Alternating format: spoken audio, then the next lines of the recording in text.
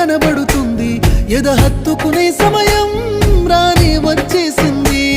7 అడుగుల జీవితము ఎద పలికే సంగీతము ఏ జన్మల పుణ్యము ఏ నాటిదో ఈ బంధము